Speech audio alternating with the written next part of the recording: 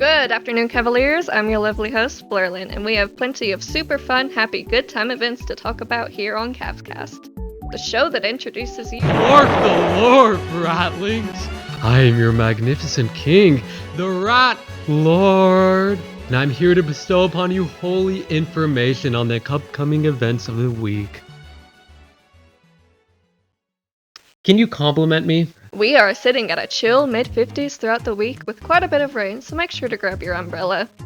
I wish we had a map like a real weather reporter. I wish weather reporters were real. The weather, it shouldn't affect events too much, especially since most will be indoors. Why don't we take a look at those? Last week, during our men's basketball game, we won 121 to 119 in a triple overtime against Limestone. An outstanding but narrow victory. Last week was also Lunar New Year's, and we're officially in the Year of the Dragon.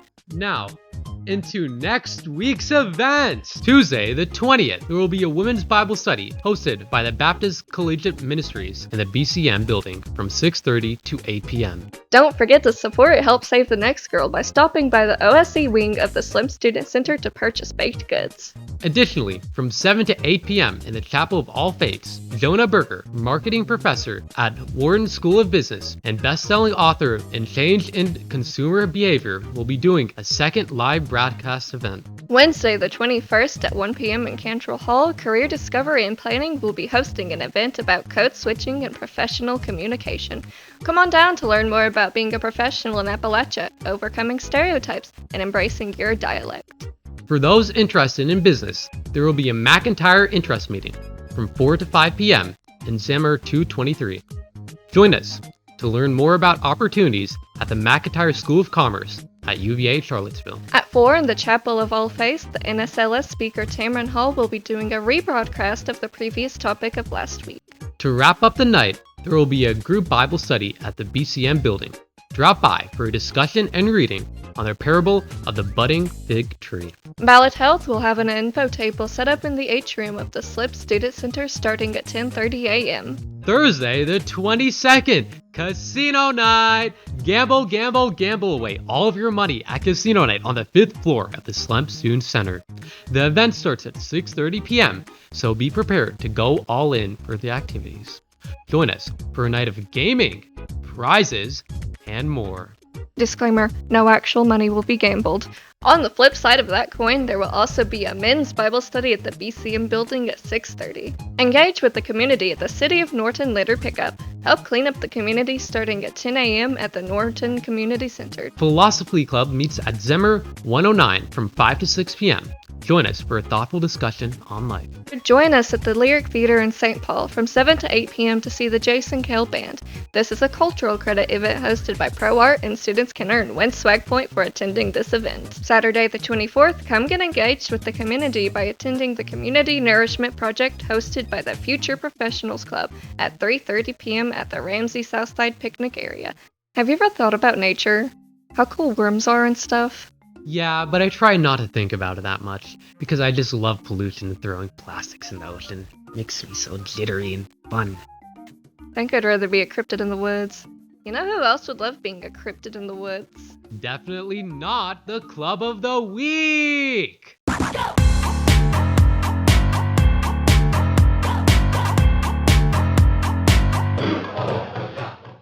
My name is Anthony Nipper. I'm the president of the Environmental Club. This is one of the places that we toured in order to learn about the plant species and the other vertebrates. I'm Matthew Sullivan. I am the public relations officer of the Environmental Club.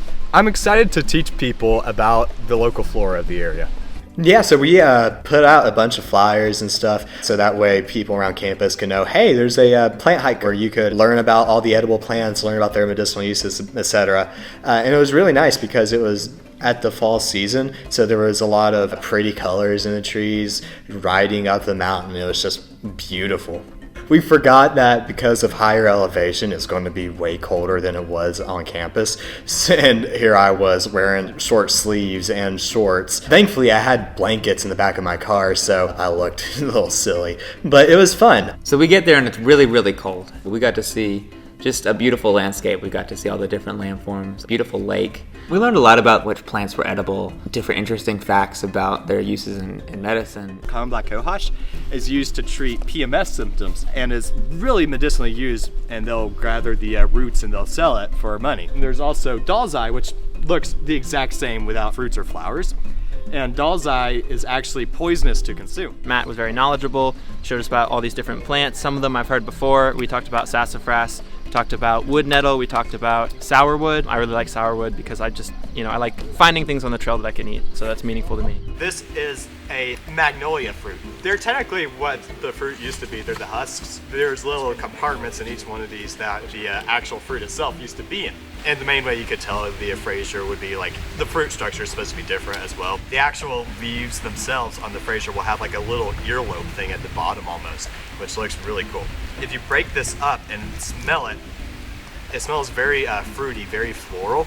It's a really good smell. I don't know, I just like how it's very community driven, how we're trying to help the community and teach the community how to be sustainable, teach the community how to love nature. I wish I knew more about sustainability, but we're all learning together. But right next to me, there's also another plant called witch hazel. You could tell it's witch hazel because it has like almost obtuse serrations, and at the very bottom it has something called the oblique leaf base, which means that they're just an uneven leaf base, and it's not like this, it's just crooked. The bark of this tree, usually when you break it off, you could use it as an astringent, and people use this whenever they're shaving or something to make sure they don't bleed. I really like the environmental club's community just because it's a lot of passionate people. I'm a poli-sci major. These are not things that I know about, but somebody who's passionate about anything is just a very interesting person, and a whole group of those people just makes for a great time. These guys are going to be parasitic mushrooms, given the fact they're growing on a dead log. Mushrooms are really hard to identify unless it's like one that's just virtually really easy to distinguish, but like there's so many mushrooms, they all look the exact same. We're hoping to have a pretty big outreach to the local community, including every student on campus, so that way we can teach more people about sustainability, get more people to help volunteer, make a bigger impact in the community. This area specifically is a little impacted because if you look all up and down, there's going to be random patches of invasive species. I believe this is Japanese stiltgrass, and I do know that this is indeed invasive. Wind will knock these seeds everywhere, and it will oftentimes, if you see this little guy, you'll see maybe next year hundreds. This is a orb weaver right here. I believe it's an orb weaver. I might be wrong, but look at that guy. You can see it got it was doing a little territorial stance almost right there with me. That's insane. That's cool. I gathered litter and I threw it away after I was done climbing. Would you like a sticker? No, I would not like a sticker, but I would like to say that there's a Bud Light can that is no longer in the woods. Yes. Recently we watched Fantastic Fungi. That event was basically sort of like a, hey, we're Environmental Club, this is the kind of stuff we do, this is the kind of stuff we talk about, and there was pretty good turnout. We had some free popcorn as well, because, why not? Who'd say no to free food? It was sort of like a way to peer into the world that we are trying to show everybody. I'm just really looking forward to all the different events that the Environmental Club has planned. I can't imagine that there will be one that's not enjoyable.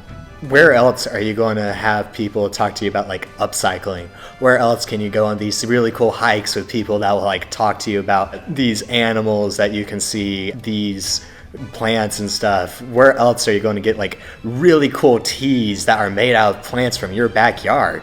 I don't think any other club does stuff like that, So yeah, no, if y'all want to contact us, feel free to reach out. You can find us on Instagram. Our social is UVAY's Environmental Club. You should see the picture of the little green sprout. And yeah, we look forward to hearing from y'all. Wow, I'm suddenly really inspired. Take care of the earth. Really? You're changing your ways? No, I'm just inspired. Anyways, it's time for the joke of the week.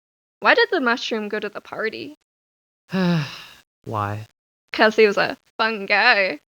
Hey, hey, hey. Ha ha ha ha!